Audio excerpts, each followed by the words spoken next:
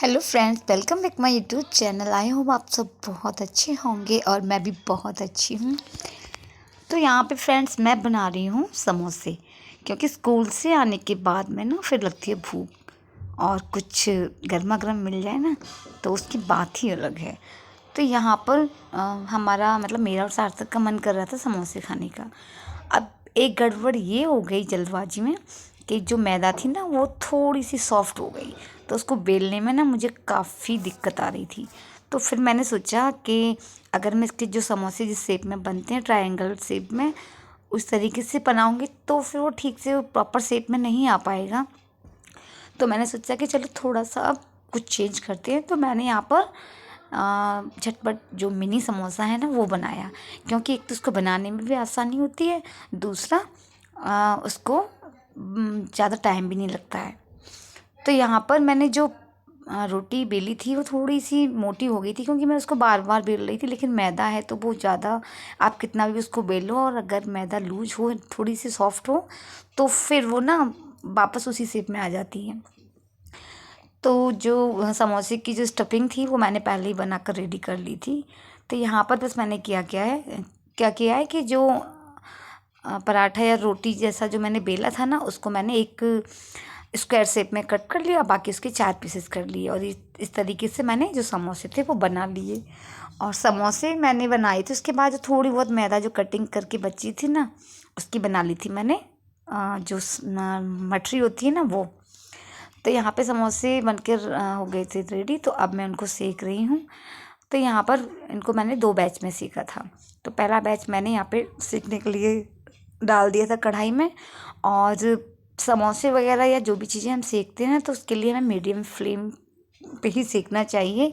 इससे क्या होता है कि अगर हाई फ्लेम होगा तो जो ऊपर की जो लेयर है ना वो तो जल्दी से सिक जाएगी, लेकिन अंदर से वो कच्चा रह जाएगा।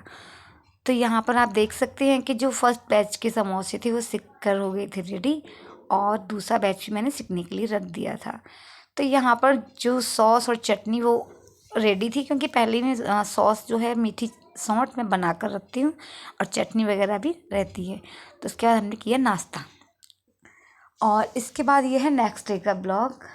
क्योंकि मेरे घर में ना इतने सारे जो पुराने कपड़े हैं दुपट्टे वगैरह काफ़ी इकट्ठे हो गए थे, और सोच तो मैं ये रही थी कि जो गर्मियों की छुट्टियां हुई थी ना उसमें मैं इनका कुछ यूज करूँगी।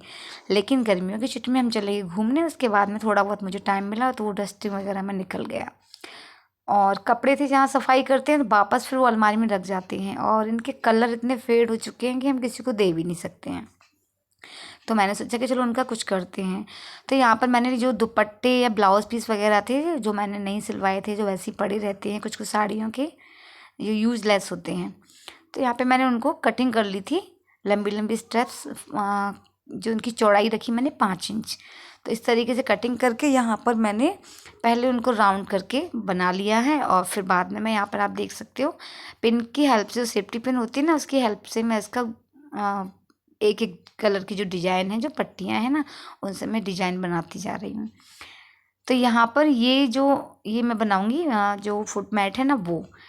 तो अभी ये कंप्लीट, जब मैंने ये वीडियो बनाई थी ना तब ये कंप्लीट नहीं हुआ था, तो अब ये कंप्लीट हो गया है तो वो बताऊंगी मैं नेक्स्ट ब्लॉग में। अब इसके बाद हमें मम्मी के यहाँ से सब लोग जा रहे थे गंगा जी नहाने के लिए पितृ अमावस्या को, क्योंकि उनको अपने जो पितृ थे उनके थान वगैरह बनाने थे। तो फिर स्कूल से आने के बाद मैं और सार्थक सीधे निकल लिए, और वहाँ से फिर रात को 8 बजे करीब सब लोग निकल लिए, क्योंकि अगले दिन सुबह मॉर्निंग में नहाना था अमावस्या के दिन। तो रात में ही सब लोग चल दिए थे। अब यहाँ पर कुछ लोग गए थे एक गाड़ी में, और बाकी हम लोग रह गए थे। तो मैं और मेरा भाई भाभी और भतीजा राहुल वगैरह ये जाएंगे दूसरी गाड़ी से। अब यहाँ पर हमने जो है गाड़ी को आने का टाइम था 11 बजे, लेकिन जो ड्राइवर था ना वो सो गया था, तो उसको काफ़ी कॉल वगैरह की हमने। तो उसके बाद करीब करीब 1:30 बजे करीब वो गाड़ी लेकर आया।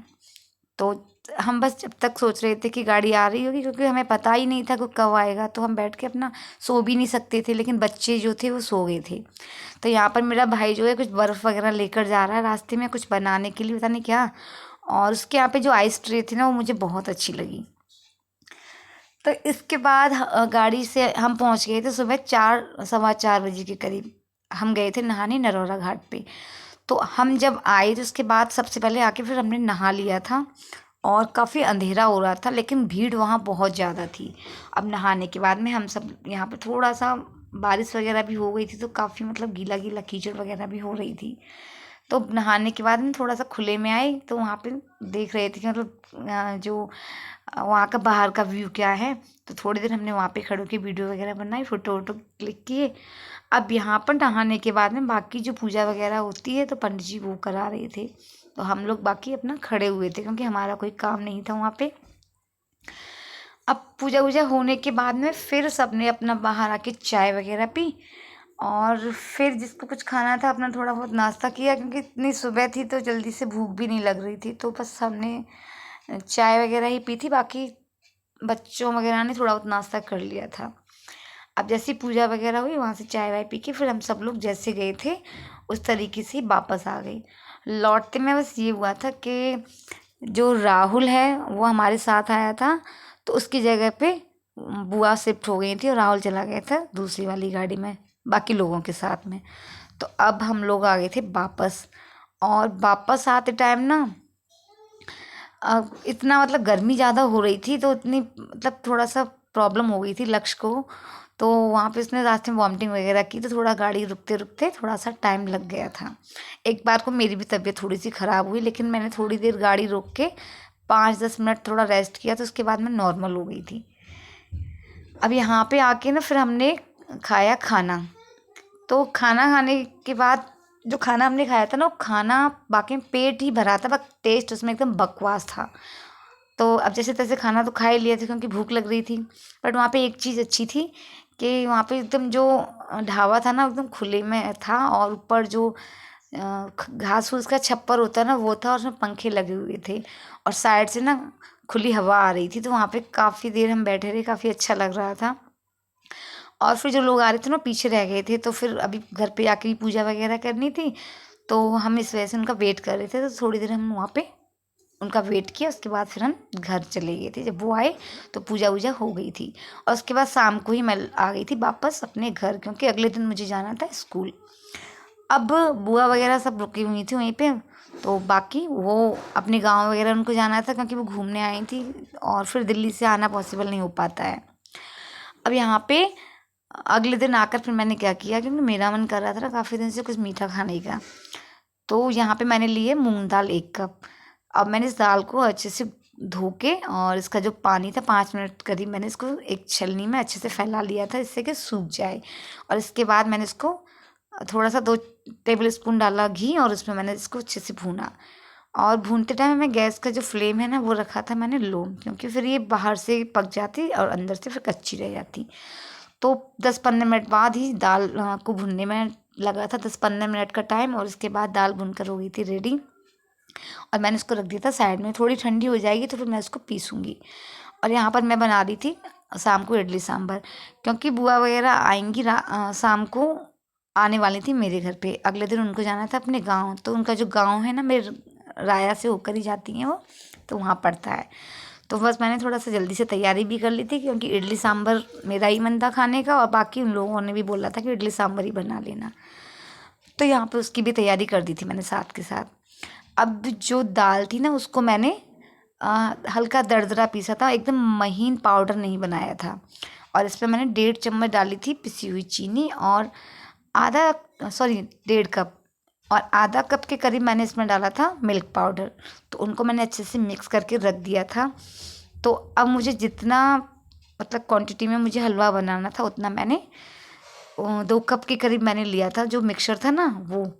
और इस पर मैंने आधा कप डाला था घी, और बाकी जो भी ड्राई फ्रूट्स थे काजू और बादाम वो मैंने कट करके इसी में डाल दिए थे, क्योंकि जब मैं इनको भूनूंगी ना तो थोड़ी बहुत, क्योंकि बारिश का मौसम है तो थोड़ा बहुत सीलन आ ही जाती है इनमें, तो वो भी अच्छे से भुन जाएंगे।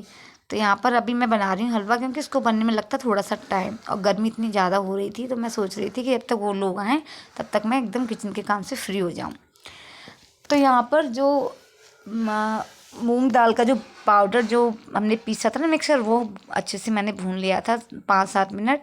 और इसके बाद मेरे पास थोड़ा सा दूध एक्स्ट्रा था, तो 1 कप तो मैंने इसमें दूध ऐड कर दिया और बाकी 1.5 कप मैंने डाला इसमें पानी। और ऐसा नहीं है कि इसको दूध में ही बना सकते हैं, इसको पानी से भी बनाएंगे तो उतना ही टेस्ट आएगा।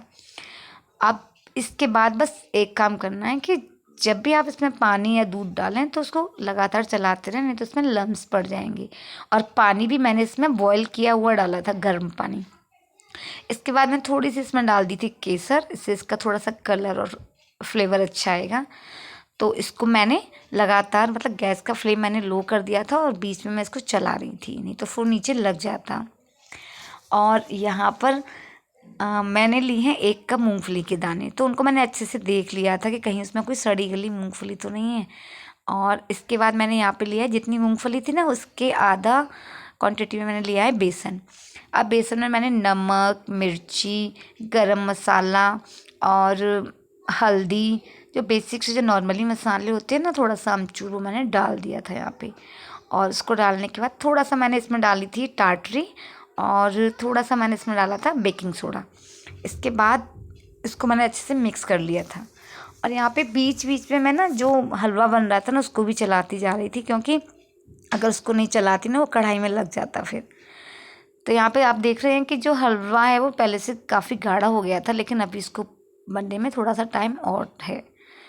अब यहाँ पर मैंने जिस कप से मैंने बेसन लिया था ना, उसी कप से मैंने लिया है आधा कप, उसी कप से मैंने लिया है पानी। तो पानी, पूरा पानी नहीं डाला था मैंने इसमें, थोड़ा सा पानी बच गया था, जैसा कि आप देख सकते हैं। अब इसके बाद जो मूंगफली थी उनको मैंने थोड़ा थोड़ा करके मिलाया कि कहीं जो घोल है वो कम ना पड़ जाए। तो फिर मैंने इसमें सारी मूंगफली डाल दी थी। अब यहाँ पर मैंने एक कढ़ाई में जो है ऑयल गरम करने के लिए रख दिया था।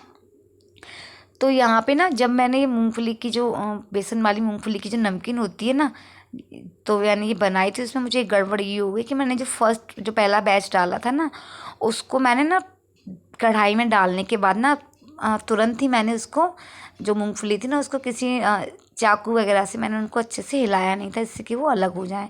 तो वो आपस में थोड़ा सा चिपक गई थी।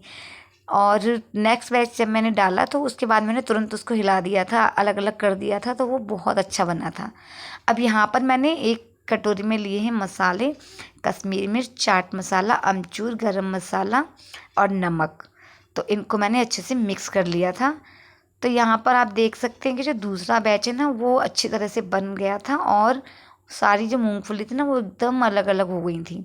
साथ के साथ जो हलवा है ना वो भी लगभग बनने वाला है, तो इसको भी मैं थोड़ी देर और चलाऊंगी।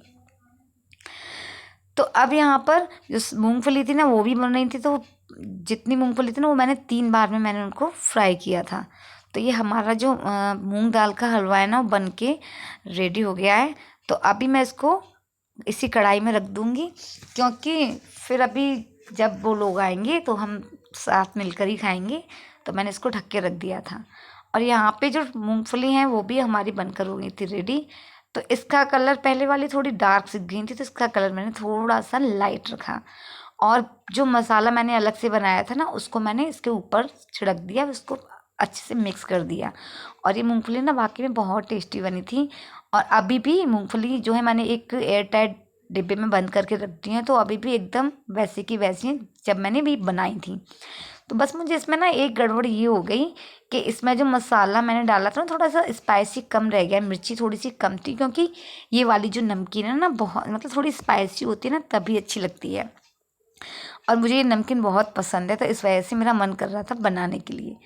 और जैसे मैं फ्री हुई तो ये सब लोग आ गए थे। तो बुआ आ गई थी, मेरी बहन, उसको भी कुछ काम था तो वो इस वजह से आई थी। और मेरे जो भाई भाभी हैं तो वो भी आ गए थे। तो अब हम सब लोग कर रहे हैं नाश्ता, और उसके बाद हमने थोड़ी बहुत देर बात की। और मेरे भाई और भाभी हैं वो शाम को ही चले गए थे। तो फ्रेंड्स अभी के लिए इतना ही, और मिलते हैं नेक्स्ट ब्लॉग में।